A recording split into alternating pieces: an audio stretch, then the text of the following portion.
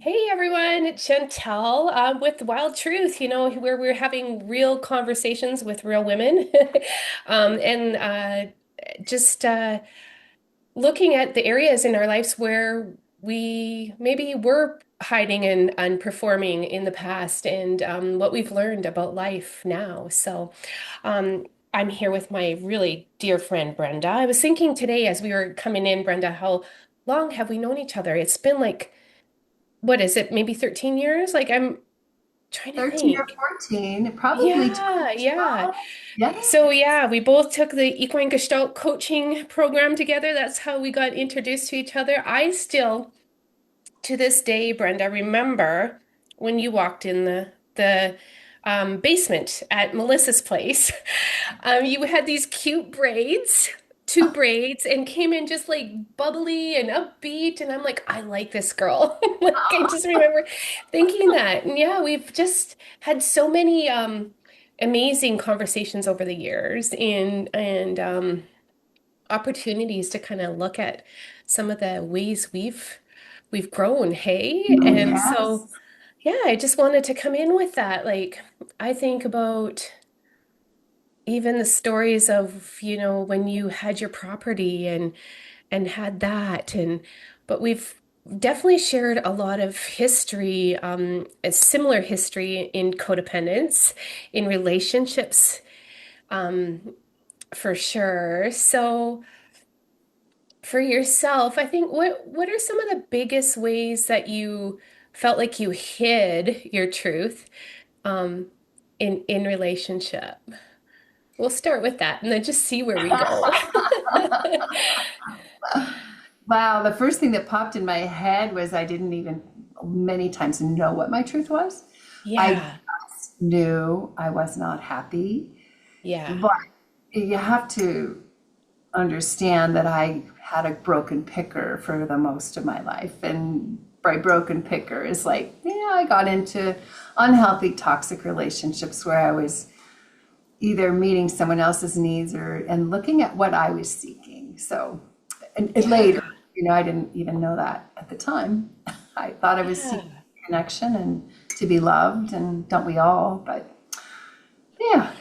Absolutely. I love the broken picker. I know I've heard you use that term before, and I've definitely had had the broken picker thing too. And I think it's not about getting hard on ourselves. It's just realizing, like you said, we didn't know until we knew, right? And just go out and play these ways of being because we think that's what we're supposed to do in relationships. And I think in particular, women who are loving and caring and sensitive to others, we tend to abandon ourselves in the relationship, right? Mhm. Like and Absolutely.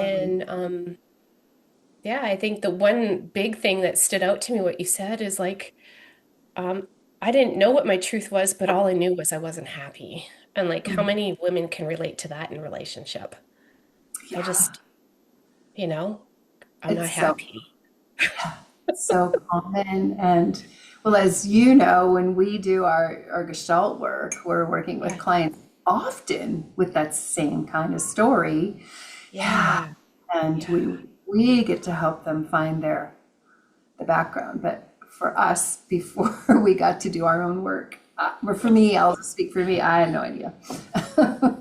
No, I mean, I look back at my relationship, my significant one that, I was in for 26 years. And yeah, like you said, you don't know. It's almost like there's this, um, well, our beliefs, our stories, all of that are playing out under the surface, and we're just following the script. Like we're just following along until we get tripped up somewhere along the way. And so, I can remember my moment, like where I came to like a holy, I guess I won't swear, but like what the, you know, it was like the blinders came off. Yeah. Um, and I was like, oh, I just didn't see this before. Do you remember any moments in your relationships like that? Like where it's like, oh man, or even just like about yourself. Like I didn't see this in myself before. I began, let's see. Sorry, my cat's going to talk. Uh, I began to, I think my journey to really start to understand things weren't great in my choices was when I went to college and I started studying psychology. And then I got Mhm. my degree in social work and I started to recognize, oh, this isn't cool. So there was some, yes, there were a few defining moments when I said, oh, no more. But some of it was realizing that I had what's called codependency, right? So there's Yeah, what is several that? defining, I know, several defining moments. But I went to Codependence Anonymous when I was Mm, third time, my third marriage. yeah, the third time's the charm. And he was really a wonderful guy. I was really in love with him. And Mhm. he drank a lot and he hid Mm. it. So that Ah, that was the linchpin. And then I started going to Coda and found out all kinds of things about, oh my gosh, that's why and that's why. But it didn't end there. right. I No, had a I lot know. more We can have questions. some cognitive understandings, right? Right, right, right. Yeah. Yeah.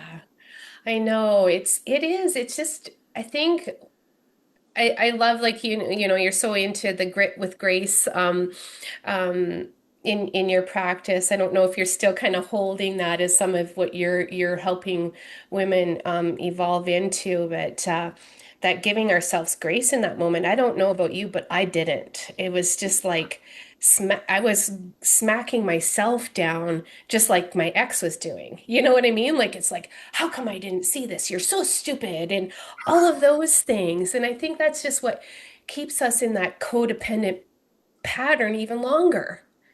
Right? You know? Well, Yeah. it gets so slippery, Chantel. I don't know about you, but I thought, okay, I got this. And I went to therapy and, I had some really intellectual understandings and going, oh my gosh, okay, I get it. So I left that marriage. And then I got into a couple more crazy doozies.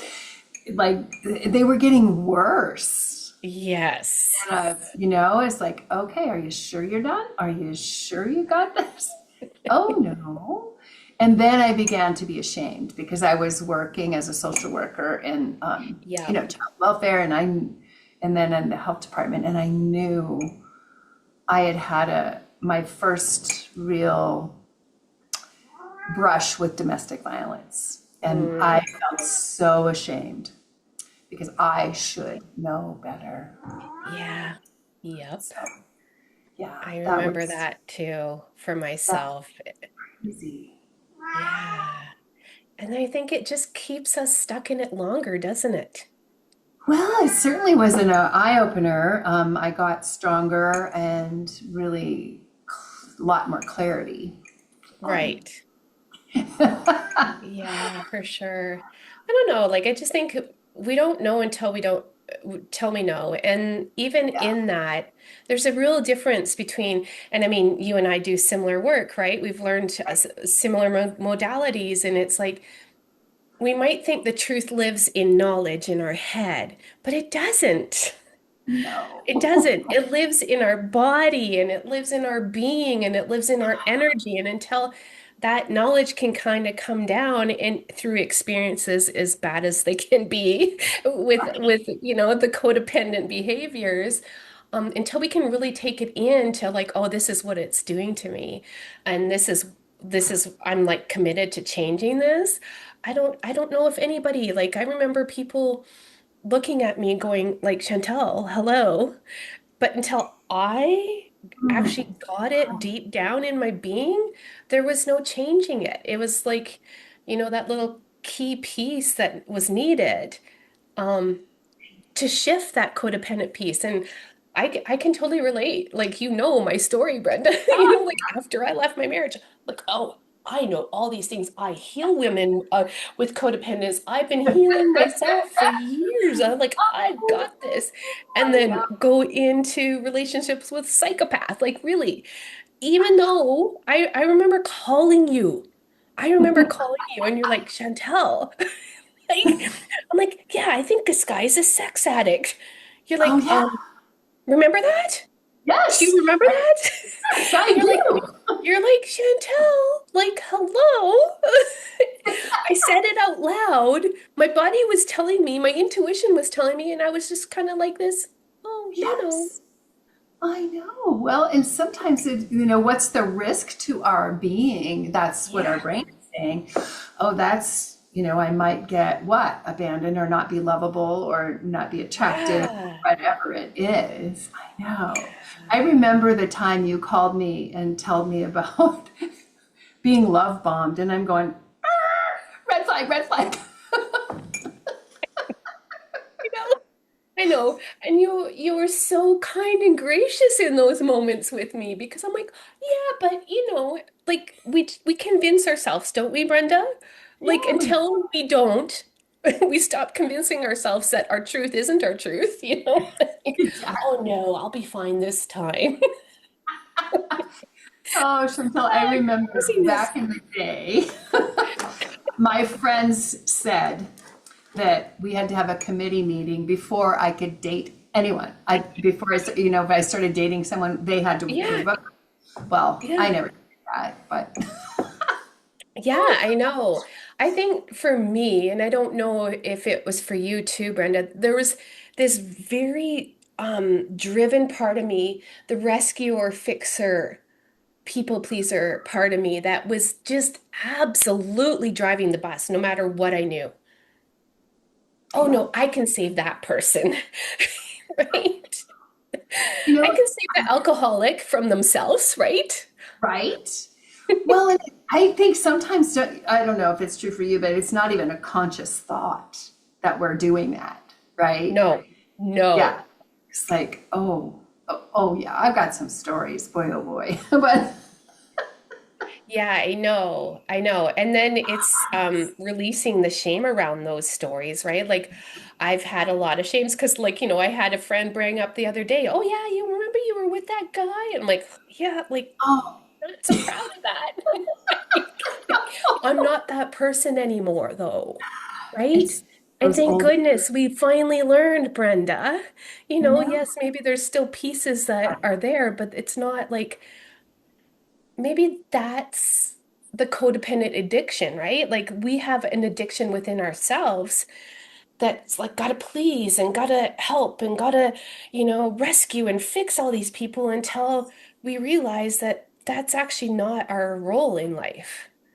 I know. Gosh, well, I want to say a couple of things because you brought up Sure. grit with grace, and that's where grit with grace really comes from, is Yeah. those gritty stories and having grace for ourselves. Yeah. And yeah, the fun ways to deal with that. But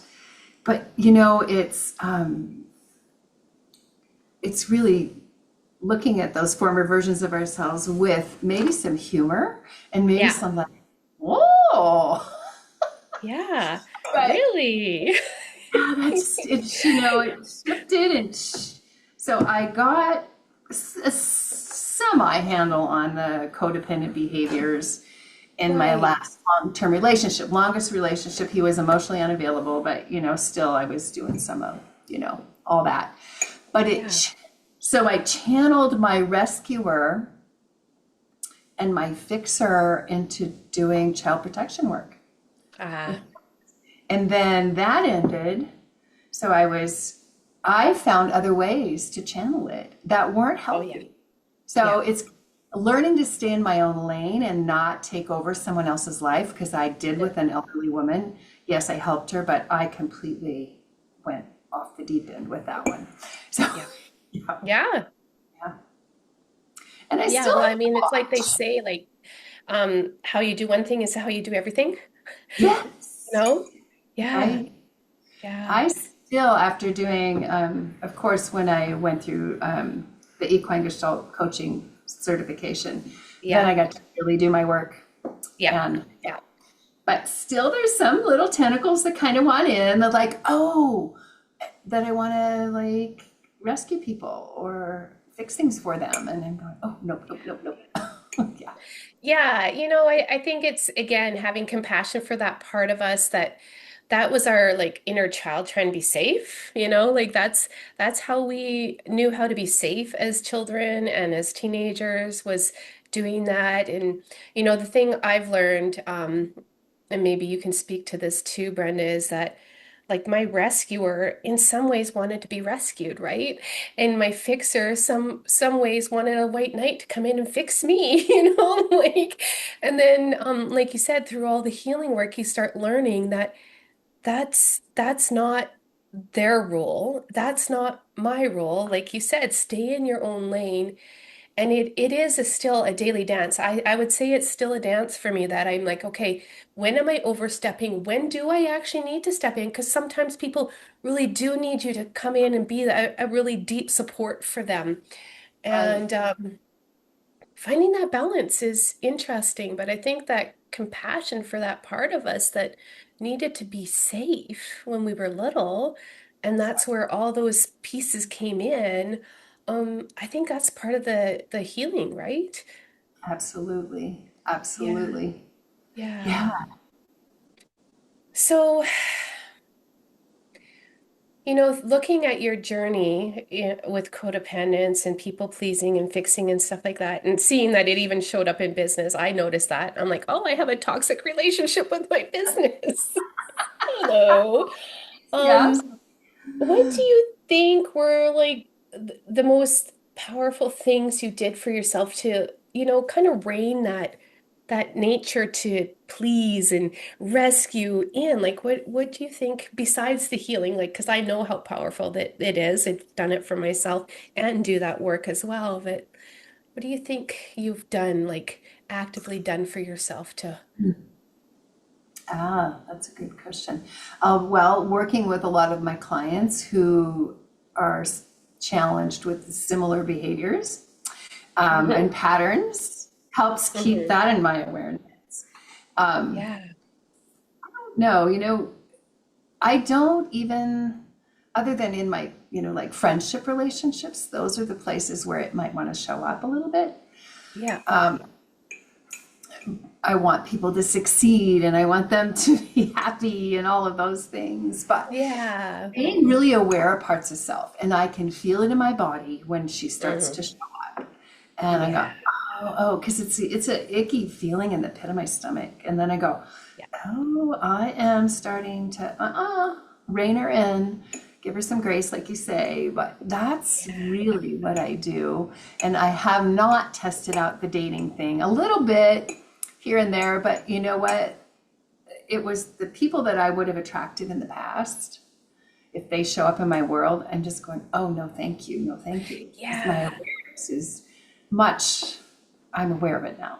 Yeah. And I'm Yeah, not, I my think energy field isn't attracting them anymore either. So, right. Yeah, that's a big one, isn't it? yeah, Yeah, because you've shifted that within yourself, and so your energy is different, and what you're attracting is different as well. And I like that too, because we can get tested with people like that were like that of the past, but you can instantly feel it in your body and start trusting that. So I think that's like the big key piece is trusting that, and when you feel yourself leaning into others so much, you can feel it in your body.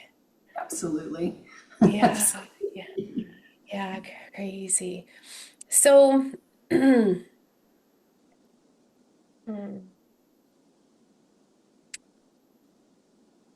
what do you think your past self would be grateful for you doing today that like has shifted this for you? What do you think your past self would, be sitting there and going, "Wow, Brenda, like good Oh my, job." thank you. That's a great Yep. question. Yeah. I think she would be sitting there, she is thanking me for standing up for myself, Yeah. taking care of myself, and doing the Yeah. hard Yeah. and Yeah.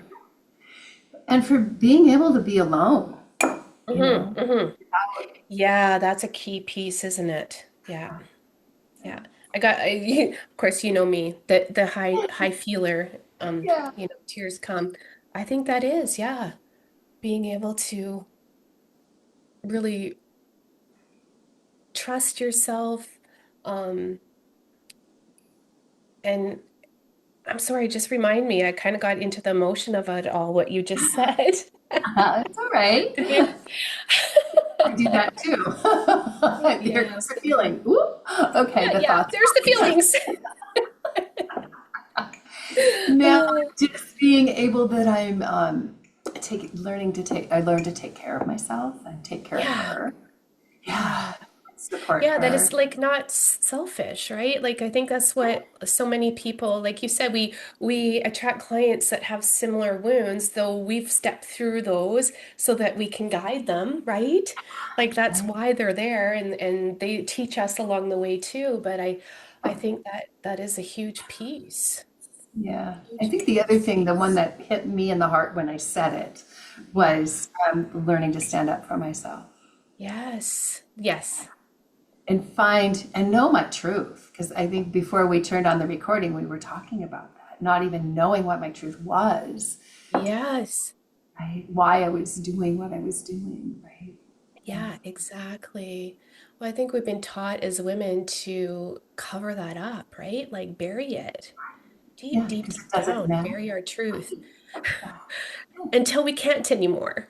Right? You know? Exactly. Well, I mean, I suppose some people, it's really sad to see now as I am who I am today, to observe Yes, even older women not being able to speak their truth or even understand what it is. Yeah. I know. I Yeah. know. It's been a script that's been played out too long, and I think that's why, you know, I guess I can speak to myself, but I feel it's similar for you, why I'm so compelled to do the work that I do.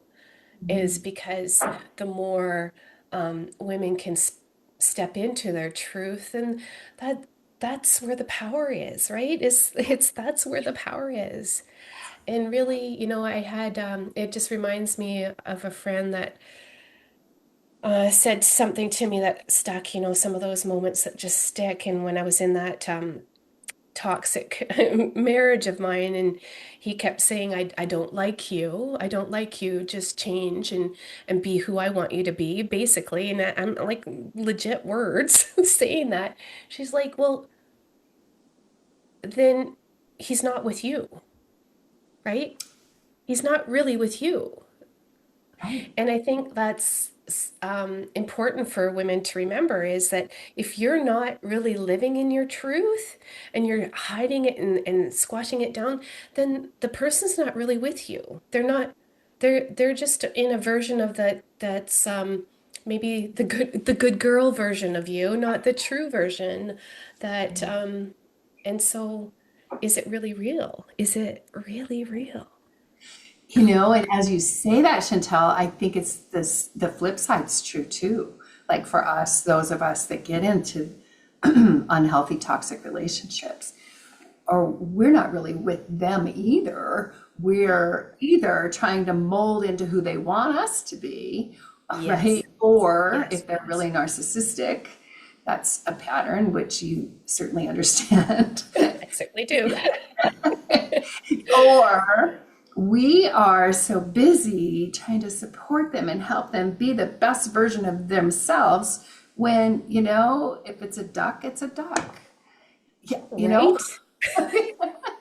And yes, people can heal, but that's not our jobs. When we, if No. that's what happens when we enter a relationship, it's probably not going to work very well. Yeah. Yeah. Yeah. I think that's one of the powerful lessons I learned too. Like, you know, if it walks like a duck and it talks like a duck, it's a duck. And maybe you're not doing them any service trying to make them be a goose either. You know what I Exactly. mean? Like it's like maybe just by letting that go, you allow each person to be what they're supposed to be, right? Exactly. Yeah, and so I love that because I think authenticity is probably both of our highest values, hey? Like authenticity and freedom and you can't have that without being in your true self. Yeah, yeah. Um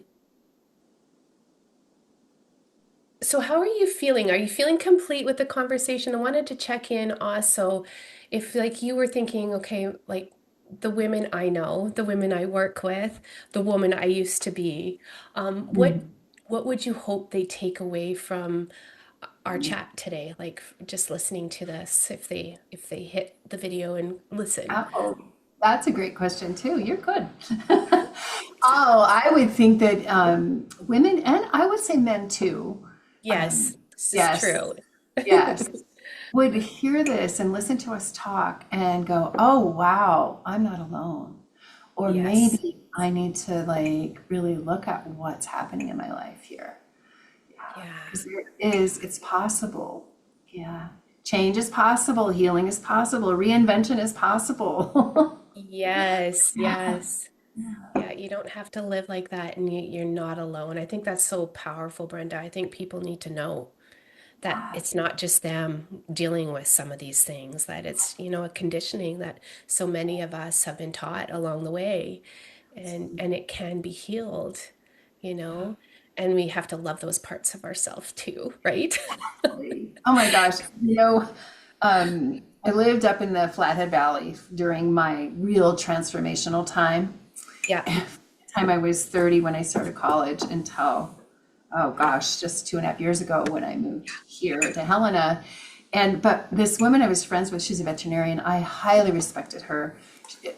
Just I was as honored that she'd be my friend because there's Yes. parts, that can show up that from our old story going about questions our worth, right? Which is kind of what we're Right. talking about anyway. But she sat down with me one day and she said, "It's so interesting to watch you continually reinvent yourself." Ah. And it's true, Hmm. Hmm. true. And that felt really good. Yeah. Yeah, I think it's important because we're constantly evolving back into that seed of what we always have been that got conditioned, right? And we Exactly. have to reinvent ourselves along the way. We're meant to do that, transform into what we're becoming all the time. So what a huge compliment, hey? It was awesome. Yeah, beautiful. Well, thank you, Brenda. As always, I love chatting with you. We have to do this more often. We always Oh, have the this was best fun. conversations, and yeah, I hope whoever's listening today knows that they're not alone and can see themselves in some of this and give themselves some grace and pull up that grit, right? Pull up those those cowgirl boots and walk through the reinvention of who they are. Yeah, I Awesome. love that. Thank you so much, Chantel. This has been really fun. I love that you're Yeah. doing this.